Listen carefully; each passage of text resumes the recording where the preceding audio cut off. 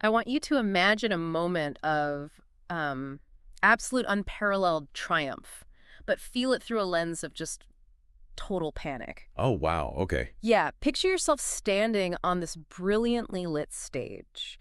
You're looking out at a sea of the most famous faces in the world. It is February 1990. Right. The biggest night in music. Exactly. The heat of the spotlights is just beating down on your shoulders, and Yeah. you're holding the music industry's highest possible honor, the Grammy Award for Best New Artist. That is huge. It is. The crowd is on its feet, the applause is completely deafening, and your face is being broadcast live into millions of living rooms across the globe. But instead of overwhelming joy, you feel this, like, sinking, sickening dread just pooling in the pit of your stomach because you know a secret. Yeah, a massive secret. Right. And you know that if the secret is revealed, it won't just end your career. I mean, it will completely destroy your entire life. It's basically the ultimate manifestation of imposter syndrome. Yeah. Except, in this specific case, the feeling is entirely justified. Yeah. You're selling this massive global fantasy, and you are just acutely aware that the clock is ticking on the illusion. Like every single time a camera flashes, you wonder if this is the moment it all comes crashing down. And crash down, it definitely did. So, welcome to today's deep dive. Our mission today is to look way beyond the punchline of what is arguably the biggest scandal in pop music history. Definitely. We are unpacking the very real, very human biography of Milli Vanilli. Specifically, the two young men at the center of the storm, Rob Pilatus and Fab Morvan. Yeah, it's such a heavy story. It really is. We're looking at how they made this pact they fundamentally did not understand, and how they ultimately served as the scapegoats for an entire industry's greed. Okay, let's unpack this. We really need to re-examine this story, because for decades, the mainstream narrative has just been this, lazy joke about lip syncing. Right, people just laugh about it. Exactly. People treat it like a technical glitch that happened on a stage. But this isn't about a broken backing track. It is a profound biography detailing poverty, the mechanics of exploitation, and the dangerous illusion of authenticity in the entertainment business. To really grasp the gravity of their fall, we have to start with who Rob and Fab were before all the spandex, the braids, and the Beverly Hills mansions. Yeah, we have to understand their vulnerability. Because Rob grew up in Munich, Germany, and Fab was originally from Paris. Right? And they eventually crossed paths in a Los Angeles disco in the 1980s and then reconnected later back in Munich. And they bonded over a very specific shared lived experience. I mean, they were both young black men growing up in major European cities during a time when that meant navigating a really distinct type of cultural isolation. Yeah, that's a great point. But more importantly for this story, they were both struggling just to survive. They were deeply impoverished. They were hustling nonstop. Just taking whatever gigs they could get. Exactly. Taking exhausting jobs as backup singers, dancing behind established pop acts, and hosting club nights just to scrape together rent. Rob even spoke about the harsh day-to-day realities of living in a housing project. Wow. So they were incredibly hungry for a way out of that life. And enter a man named Frank Farian. Now, Farian was a German music producer who, well, he already possessed the exact blueprint for manufacturing a pop sensation. He really did. Back in the 1970s, he put together a massive disco act called Boney M. And he had actually utilized a very similar strategy back then. Right, the lip syncing. Yeah, the frontman of Boney M was essentially a visual performer, just a dynamic dancer who lip-synced to vocals that Farian himself had recorded in the studio. Farian functioned less like a traditional musician and kind of more like a pop music architect. He was running this highly lucrative audio-visual assembly line. In the late 80s, he engineered a cover track of a song called Girl, You Know It's True. To make the record, he used a group of incredibly talented but hidden session musicians. Like Charles Shaw and John Davis. Yeah, vocalists like Charles Shaw, John Davis, Brad Howell, and the Rocco Sisters. The track itself was absolute gold. The production was flawless. But there was a catch. Right. Farian knew that to sell this sound to the MTV generation, he needed a captivating visual front. The actual singers, who were older and didn't really fit that highly produced, glossy pop idol mold, they simply couldn't be the faces on the poster. So he spots Rob and Fab in the club scene, and they possess the exact look, the style, the raw kinetic energy he needs. The total package visually. Exactly. Yeah. So Farian reels them in with these promises of immense wealth and global fame. And on January 1st, 1988, these two desperate, aspiring musicians sign a contract that requires them to deliver 10 songs a year. What's fascinating here is the psychology of that specific moment. You really have to put yourself in their shoes to understand why they signed it. Yeah, it seems crazy in hindsight. It does. But when you are living hand-to-mouth, navigating the absolute bottom rung of the economic ladder, and a wealthy, established producer puts a massive cash advance on the table, I mean, that offer completely overrides any rational caution. For sure. He didn't just offer them a job, he offered them an escape pod. Yeah. Farian basically weaponized their desperation. I look at it like signing a predatory mortgage on this spectacular multi-million-dollar mansion. Oh, that's a good analogy. Yeah, like you sign this towering stack of papers, you get the keys, and only then do you read the fine print. And you realize the contract legally bars you from ever actually stepping inside the house. Wow, yeah. You just have to stand on the front lawn, smile at the tourists, and pretend you live there. But I have to push back a little on this timeline. Okay, what do you mean? Even if they were desperate, why would two guys who genuinely wanted to be recording artists agree to be silent mannequins once they realized they weren't going to sing? Well, because the trap snapped shut immediately after the ink was dry. This comes down to the brutal mechanics of music industry advances. Right. The money. An advance isn't a salary or a gift. It is a recoupable loan. Farian assured them early on that if they did enough promotional work and built the brand's visual identity, they would eventually get their turn at the microphone. So he just strung them along. Exactly. He strummed them along.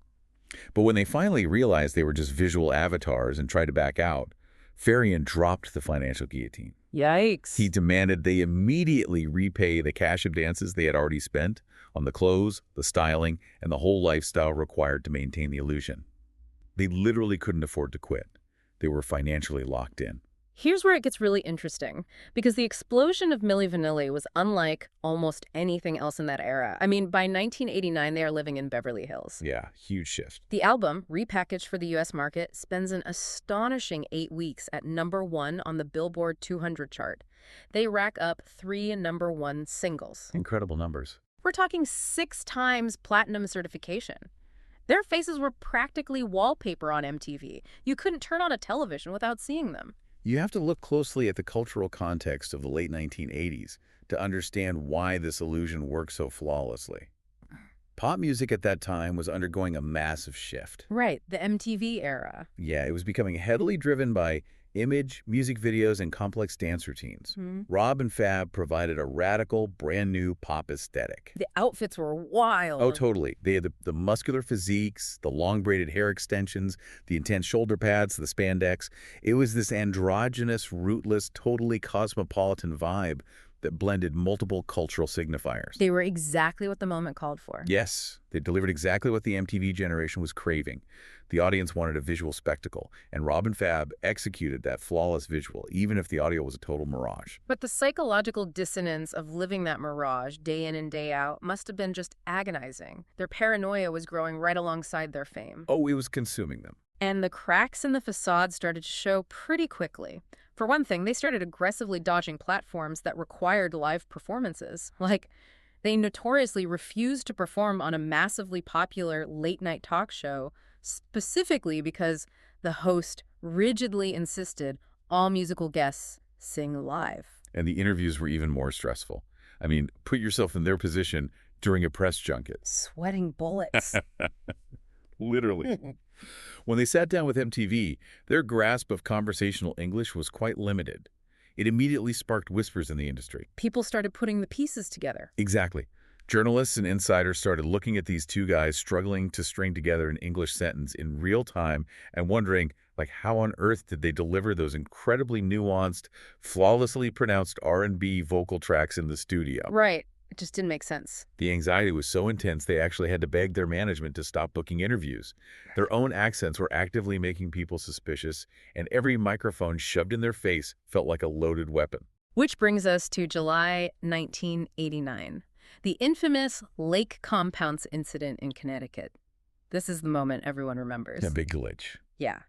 They are performing live on an MTV tour, executing this high-energy dance routine, when suddenly the backing track for Girl, You Know It's True, skips, and it just starts looping the same vocal phrase over and over. The nightmare scenario. They panic, they try to keep miming for a few agonizing moments, and then they literally run off the stage. Now, wait a minute. I am completely stuck on this. How did they survive a literal broken record moment on a massive stage? It's a great question. Like, why wasn't that the immediate career-ending exposure of the group? It seems entirely baffling in hindsight, especially in today's era where a cell phone video of that would go viral in 3 seconds. Right. TikTok would have ended them immediately. Exactly. But the reality is, the audience in that theme park didn't really care. Remember that cultural shift we discussed? Yeah. Lip-syncing wasn't exactly a closely guarded secret in the pop world. Oh, that's true. Lots of people did it. Yeah. A lot of high-energy dance acts relied heavily on backing tracks so they could execute intense choreography without getting winded. The fans in the crowd were buying into a fantasy, a vibe, a massive party. They weren't there for a symphony. Right. They were not purchasing tickets for a live vocal recital. So the incident wasn't widely reported in the mainstream press at first. The industry machinery just quietly smoothed it over and kept the tour moving. That machinery definitely knew how to protect its investments. Because later, in late 1989, Charles Shaw, one of the actual vocalists hidden in the studio, he went to a major newspaper and confessed that he was the real singer. He tried to blow the whistle. He did, and Frank Farian swooped in and swiftly silenced him with a payoff of $155,000. Now, help me understand the logistics here. Okay. If Farian is dropping a 6-figure hush money payment to a session singer, there is zero chance the accountants at the record label didn't notice money moving around. How did the label executives maintain plausible deniability? That is the crucial mechanism of the music industry structure. Farian wasn't an employee of the record label. He was an independent producer operating his own production company. Ah, so there was a buffer. A huge buffer. He delivered a finished, polished master recording to the label Arista Records, who then distributed and marketed it. The label executives don't go out of their way to ask how the sausage is made, provided the sausage keeps selling millions of units. Willful ignorance. Exactly. By keeping the creative process siloed in Germany under Farian's control, the American label executives could legally shrug their shoulders and claim ignorance. Farian absorbed the cost of the payoff to keep his incredibly lucrative audiovisual assembly line running. But the tension behind the scenes was reaching an absolute boiling point. Moving into early 1990, Milli Vanilli reached the undisputed pinnacle of their fame. They swept the American Music Awards, taking home 3 trophies. And then the Grammys. Yes, and then came the Grammy for Best New Artist. The irony here is thick, because that specific award has strict criteria requiring the artist to have actually performed on the record. And the pressure of holding that specific trophy was making them crack. There was an infamous magazine interview around this time where Rob was quoted comparing himself to iconic legends like Elvis and Bob Dylan. Oh, that did not go over well. It was a massive PR disaster. The media crucified him, painting him as incredibly arrogant and delusional. He later tried to clarify that it was a terrible misunderstanding due to his poor English translation. Right, he was just trying to talk about their level of fame. Yeah, he merely meant they were achieving massive cultural saturation in their era, similar to how Elvis was culturally saturated in his. But the nuance was lost, and the damage to their public image was permanent. If we connect this to the bigger picture, the fatal error wasn't a clumsy press quote. The real catalyst for their destruction was that Rob and Fab started to believe they actually had leverage. Yes, the hubris. They looked at their massive global fame, the millions of records sold, the magazine covers, and they went to Farian with an ultimatum. They said, let us actually sing on the second album, or we are completely done. We walk. It is a stunning display of hubris, but also, a desperate plea for legitimacy. And that highlights the brutal power dynamics of the music industry. Absolutely. As long as Rob and Fab remained compliant, silent visual avatars, the industry machinery protected them at all costs. The label smoothed over the skipping tracks. Farian paid off the vocalists. But the minute they stepped out of line... Boom. The absolute moment they demanded creative agency, the moment they tried to step out of their assigned lane and be treated as actual artists, Frank Farian decided he would rather burn his own creation to the absolute ground and cede a single ounce of control to the talent. So in November 1990, Farian strikes first. He doesn't wait for them to walk. He calls a massive press conference in Munich to preemptively expose the entire ruse. He completely threw them under the bus. He fired them publicly and confirmed to the world press that they never sang a single note. And the backlash was unlike anything the music world had ever seen before. It was incredibly swift and utterly brutal. Arista Records immediately dropped them and essentially wiped their debut album from existence, deleting it from their catalog. Which is crazy considering how well it sold. Right, which made it one of the highest-selling albums in history to just be erased from a label's roster overnight. Radio stations pulled all their tracks globally, and the Recording Academy took back the Grammys. Wow. To this day, it remains the only time in the history of the awards that a Grammy has been revoked. Just a few days later, Rob and Fab held their own press conference in Los Angeles. They returned their awards to the Academy. They confessed to the media that they had entered into this deception initially to escape crushing poverty. And they tried to sing. They did. They actually sang live in that room, trying to prove they had some talent, just trying to reclaim some shred of dignity while facing a hostile, baying crowd of reporters who treated them like master criminals. It was so sad to watch. Over 24 class action lawsuits were filed against them for consumer fraud. But looking at the sheer scale of this fallout, I have to ask, where were the record executives when the lawsuits started flying? You've just hit on the most glaring double standard of this entire saga. The record label executives, the powerful management teams, and Frank Farian, the man who actually orchestrated the entire lie from day one, they walked away largely unscathed. Of course they did. Farian even went on a media tour defending the deception as a legitimate art project. The executives kept the millions in profits generated by the album sales. Unbelievable. Meanwhile, Rob and Fab, two young black men from Europe who were essentially just contracted employees of this elaborate scheme, they absorbed the absolute entirety of the cultural and racial vitriol. They were the perfect fall guys. They became the ultimate convenient scapegoats for an industry-wide deception. The consumer fraud lawsuits weren't really about fans wanting their tape cassette money back. They were about the legal system scrambling to punish someone for the shifting nature of authenticity in pop music. And Rob and Fab were the easiest targets. It completely destroyed them. The aftermath from 1991 onward is just heartbreaking to trace. They tried to do things right to start over. In 1993, they released an independent album under the name Rob and Fab. Yeah, a comeback attempt. And they sang every single note live on that record. But the public wasn't interested in a redemption arc. The public felt foolish for being duped, and they wanted to punish the duo. They didn't want to forgive them. No. The album sold a mere 2,000 copies and completely bankrupted their independent label. They were entirely isolated. The industry that made millions off them completely abandoned them. And without the scaffolding of the industry, their paths sharply diverged from there. Fab had to pivot entirely just to survive. He actually took a job teaching French to make ends meet, retreating from the harsh glare of the spotlight. And Rob? Rob, however, could not cope with the sudden, violent loss of public adoration and the intense global humiliation. He spiraled downward into severe drug addiction. He became involved in petty crime, ended up serving time in jail, and bounced between various rehabilitation facilities trying to get clean. It all led to a truly tragic conclusion. In 1998, they were actually attempting another comeback project. Farian was involved again, which is just incredible to think about given the history. It really is wild. But on the very eve of a promotional tour for this new project, Rob was found dead of an accidental overdose in a Frankfurt hotel. He was only 33 years old. It's a devastating end to his story. A young life totally consumed by the machine. But as the decades have passed, the cultural lens through which we view Milli Vanilli has radically shifted. As music production technology evolved, as things like pitch correction, vocal manipulation, and entirely synthetic instruments became completely normalized, and as we entered an era of highly packaged, heavily produced pop stars, the culture began to view Rob and Fab with deep sympathy rather than scorn. We see them differently now. Yeah.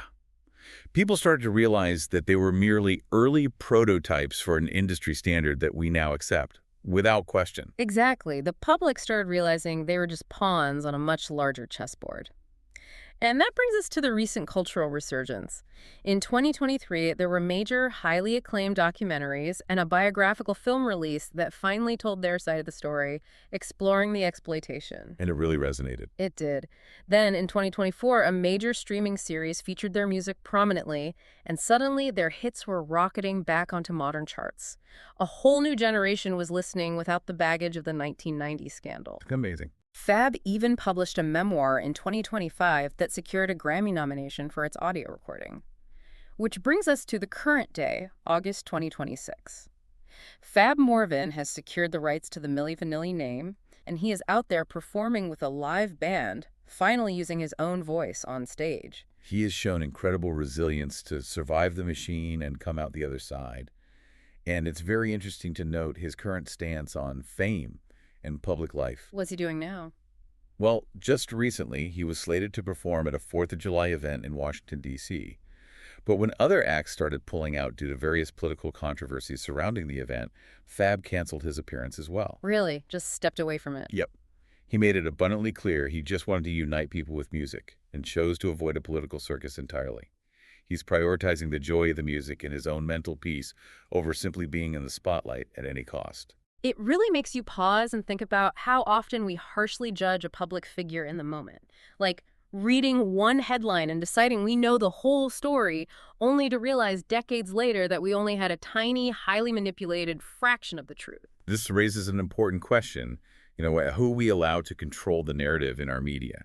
The people holding the strings, the ones engineering the illusions and profiting the most, rarely take the fall when the puppet show goes wrong. They just find new puppets. So, to synthesize this entire deep dive, this is the story of two vulnerable men who were handed the entire world, provided they agreed to a single impossible condition. They could never use their own voices. Right. And the very moment they finally tried to speak up for themselves, the creator of the illusion burned their world to the ground. It cost one of them his life. It's so tragic. It is. But eventually, after decades of serving as a global punchline, the other survived long enough to reclaim his name, his voice, and his truth. And I want to leave you with a final thought to mull over, especially given how music is made today. We live in an era right now where artificial intelligence can generate flawless, emotive vocals from absolute scratch. Oh, yeah. It's everywhere. We have perfectly curated, heavily filtered social media feeds that dictate who becomes a star, and algorithms literally write the chord progressions for our top hits based on listener data. If a pop act arrived today using the exact same playbook Frank Farian used for Milli Vanilli hidden singers and stunning visual avatars, would the public even care? That is a great question. Right. Or have we simply evolved to accept that the illusion is the entertainment?